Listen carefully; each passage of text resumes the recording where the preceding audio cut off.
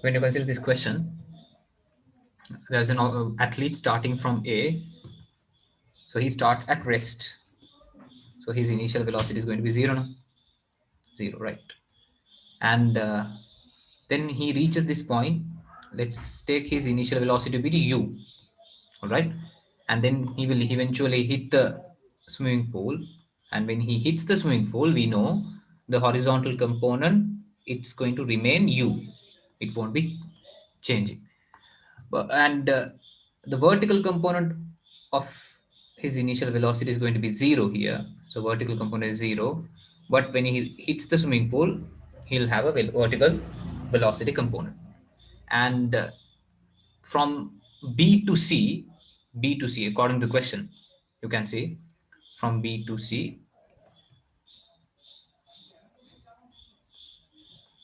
the time taken is given as 0.8 seconds from here to here.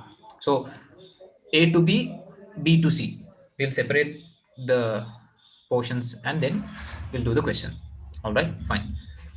So what does it say? An athlete at rest initially starts to run from point A to B at an acceleration of 2 ms minus 2. So in this portion, the athlete's acceleration is 2 ms minus 2, right?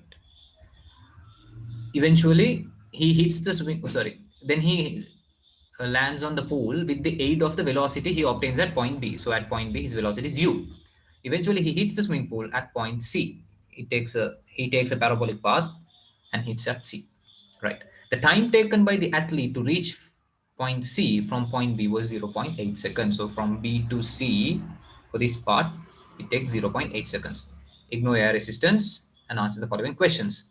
All right. First one, Roman 1. What does it say? What is the velocity of the athlete at point B? So for that, we have to consider from A to B, that part. All right. So there the athlete has an initial velocity of 0. His acceleration is 2 ms minus 2 in this direction. Okay. And you can see the displacement is given, the length of the stage. So S is equal to 9 meters horizontally. Then we have to find the final velocity, which is taken as u. Okay, right.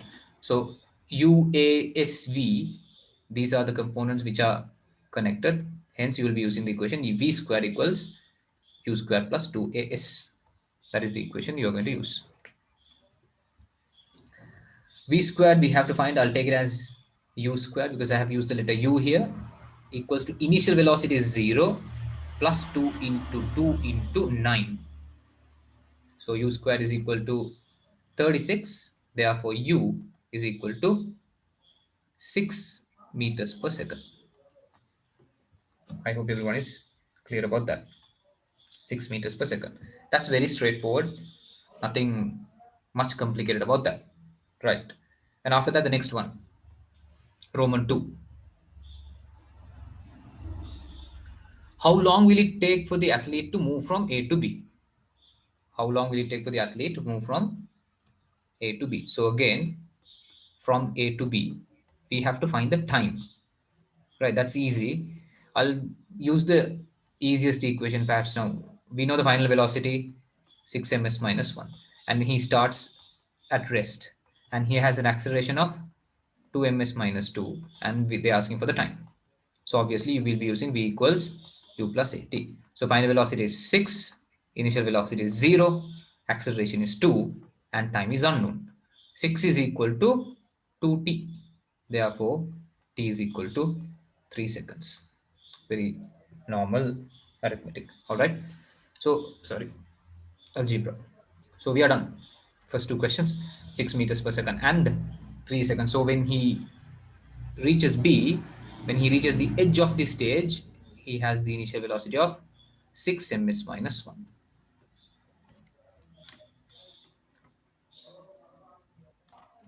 So once the athlete reaches B, he's going to fall under gravity, this projectile path. So what does Roman 3 say? Find H. We have the next question, find H. That is Roman 3, right? Find H. How do you find H? Now let's go from B to C. From B to C. Right. So what are the information we know? Time is 0.8 seconds. Time is given to us. And the initial velocity. Okay, now we have to be careful. Like I mentioned earlier, let's consider those components from B to C. So from B to C, right? Displacement. Talking about displacement.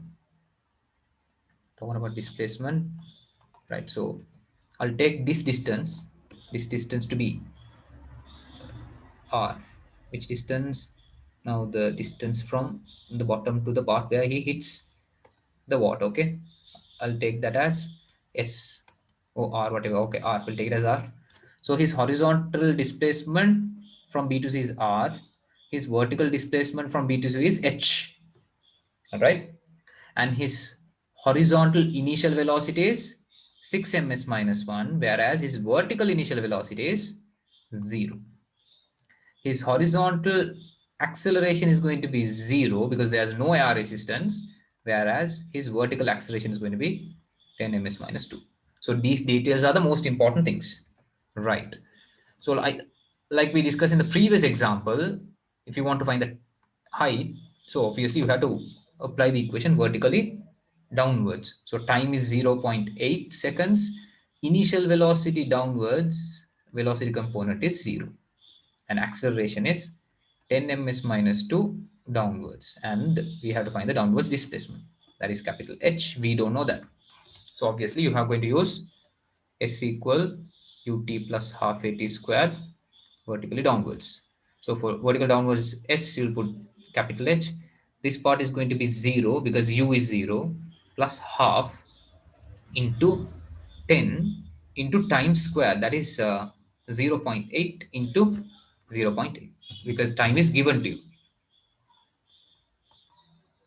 right? So I think if you simplify this, you will get a height 0.8, 0.8, 0.64, 6.4 divided by 2, 3.2 meters.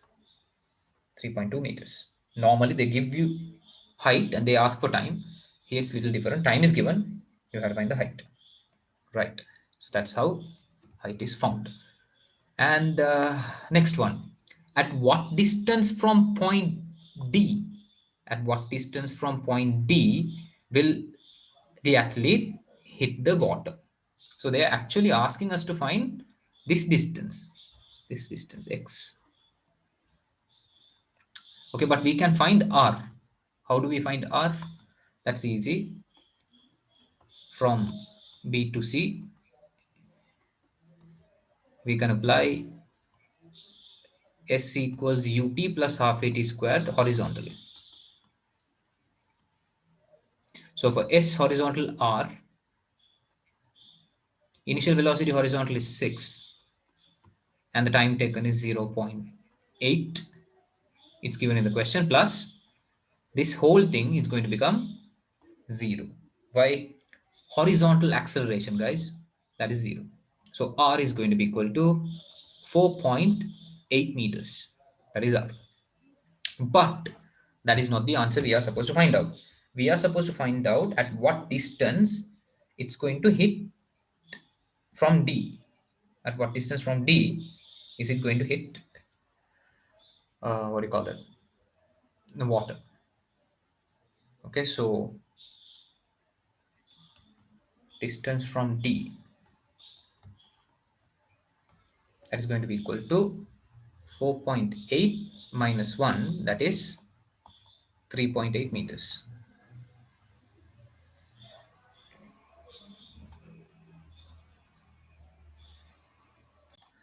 Question number 4 is done. We found R, that was 4.8. So this is 3.8 meters. That value is found, right? I think it was 3.2 meters, and this is 6 meters per second, and this is 3 seconds. So we are done with all those things. Now the fifth one, what will be the direction and magnitude of athlete's velocity when he hits the water? When he hits the water.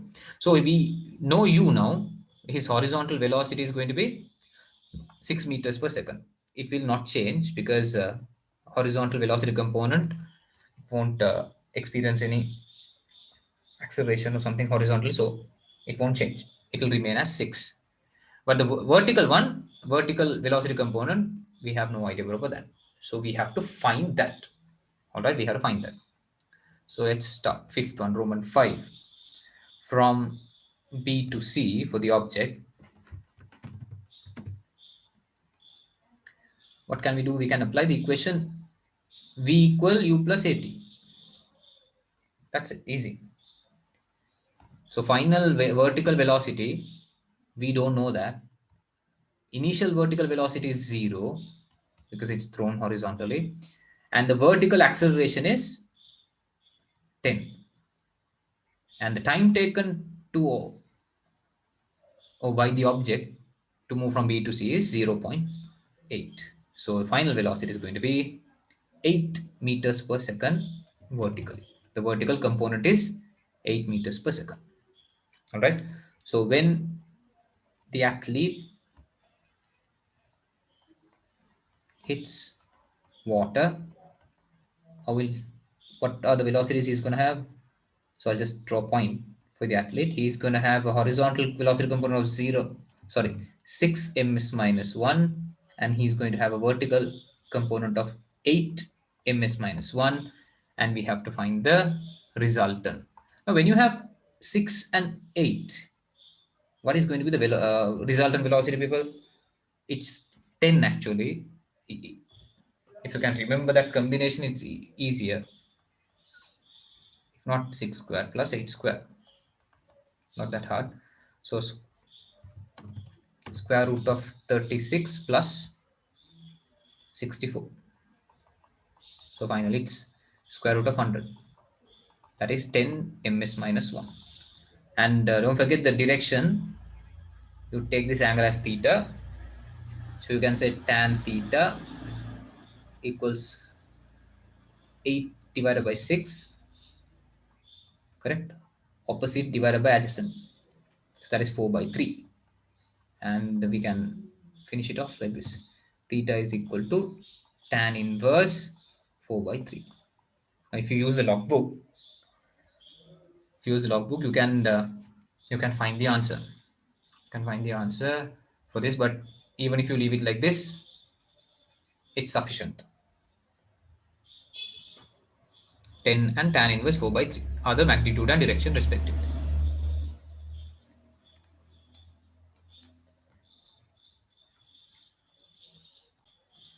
You can consider this also, the angle with the vertical also as theta. If you take that way, the answer will be tan inverse 3 by 4. That's totally fine. So you can choose whichever the angle you want, but you have to write the correct answer.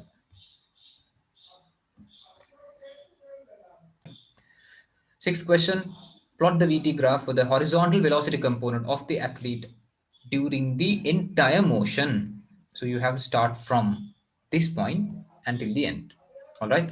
So you can see from, okay, now this question is sixth one. From A to B. From A to B, it took 3 seconds. It took 3 seconds. So what happened? He started at 0 initial velocity and he reaches a velocity of 6 meters per second, right? Then from B to C, how long did it take? 0.8 seconds from B to 0.8 seconds, but his horizontal velocity component remains unchanged. It will remain at 6, because when you fall under gravity, the horizontal component doesn't change. So considering all this, if you put this into a graph, now this time you can draw it properly now. Velocity, okay, let's say velocity horizontal, and don't forget the unit, meters per second, and here time in seconds. Okay, from A to B, 3 seconds. So starting at 0, 3 seconds. So 3. Okay, and from B to C, another additional 0.8 seconds. So I'll mark it here, 3.8. All right. So after 3 seconds, let's say it reaches the velocity of, he reaches the velocity of 6, and after that he will continue to move at that same velocity. So your graph should look like this.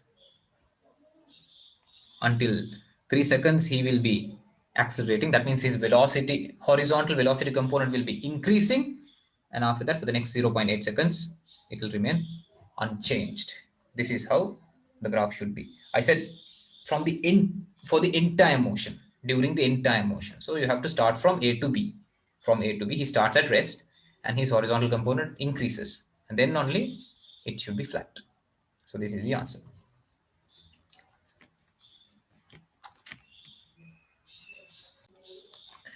Now the seventh question, what does it say? What will be the magnitude and direction of velocity of the athlete when he has fallen a depth of 1.8 meters? So I think we found value of h. It was 3.2 meters. So if that is 3.2, we are talking about when the athlete was here, somewhere here. All right, so okay, fine. I'll draw the athlete like this, right? Fine. The athlete is here now. Okay, and most importantly, he has fallen a depth of 1.8 meters now. Okay, 1.8 meters.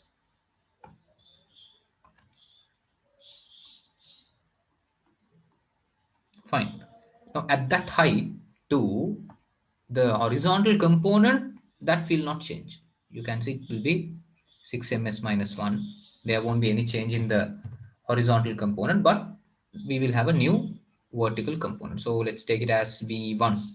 We have already taken V now, so I'll take it as V1, right? Fine. So the depth is 1.8 meters, and yeah, the horizontal component V1.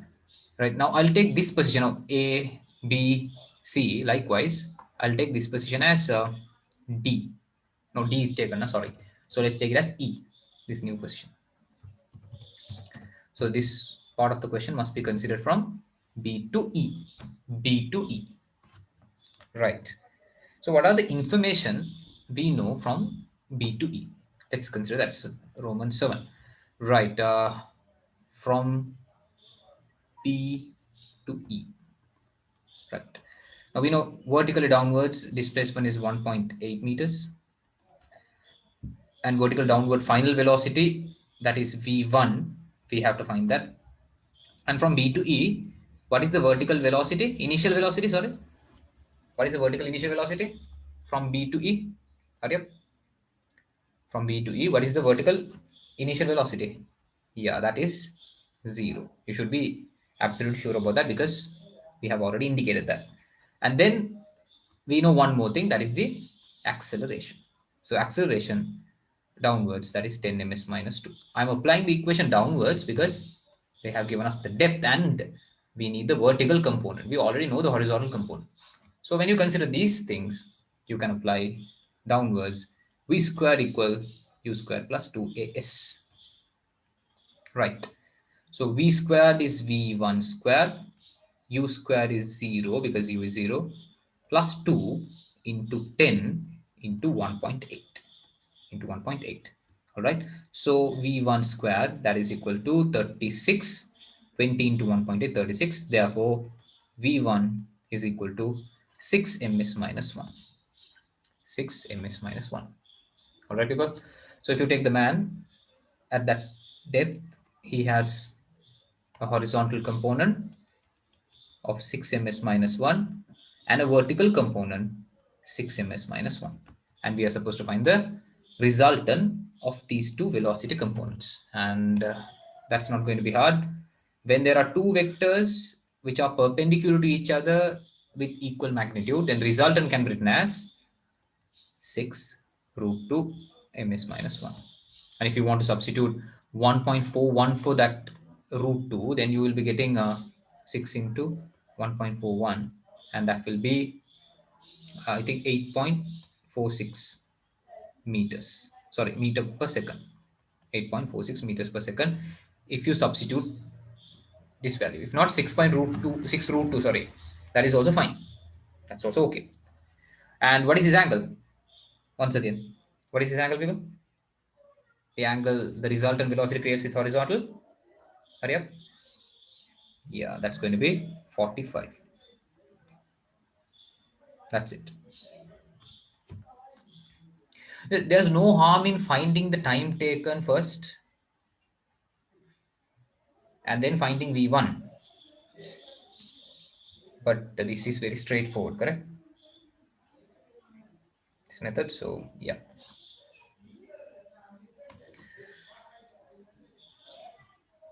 That's it. End of the question.